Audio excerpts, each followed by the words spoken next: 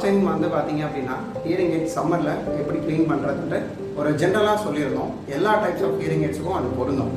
இப்போ நம்ம ஸ்பெசிஃபிக்காக ரிசீவர் இந்த கெனால் ஆர்ஐசின்னு சொல்லுவோம்.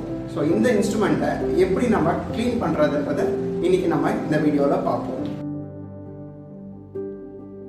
ஆர்ஐசி இன்ஸ்ட்ருமெண்ட்டில் இந்த வயர் வந்து பார்த்திங்க அப்படின்னா ரொம்ப மெலிசாக இருக்கும்.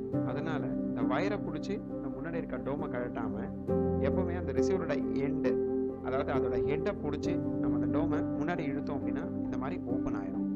ஓப்பன் ஆனதுக்கப்புறம் இந்த மாதிரி ஒரு பிளாக் ப்ரெஷ்ஷை வச்சுட்டு அதை பொறுமையாக நம்ம இந்த மாதிரி தட்டி விட்டோம் அப்படின்னா இந்த உள்ளே இருக்க வேக்ஸு, ஜெனரலாக அந்த வேக்ஸ் வந்து பார்த்தீங்க அப்படின்னா நிறைய செக்ரெட் ஆகிறவங்களுக்கு நீங்கள் வீக்லி ஒரு ட்வைஸ் வந்து பண்ணலாம். அதாவது 2 நாளைக்கு ஒரு தடவை அந்த மாதிரி பண்ணலாம்.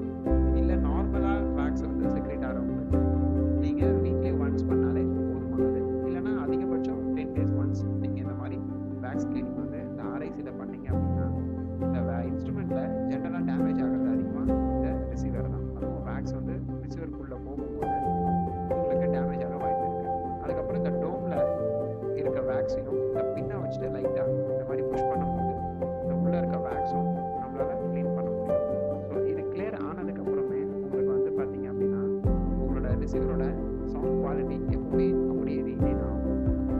திருப்பியும் இதை ரீப்ளேஸ் பண்ணுறதுக்கு இந்த டோமை நீங்கள் உள்ளே இருக்க சென்டரில் வந்து பார்த்தீங்க அப்படின்னா இந்த மாதிரி ஒரு ஒரு சென்ட்ரல் ஹோல் இருக்கும். இந்த ஹோலை இதையும் நல்லாவே க்ளீன் பண்ணிட்டு என்ன பண்ணுங்க அப்படின்னா இந்த ஹோலை திருப்பியும் அந்த ஆர்ஐசியோட ஹெட்டு, நான் சொன்ன மாதிரி இந்த வயரை பிடிக்காம அதோட ஹெட்டை பிடிச்சிட்டு இந்த சென்டரில் வச்சு ஒரு புஷ் பண்ணிங்க அப்படின்னா இது திருப்பி போய் அதில் லாக் ஆயிடும்.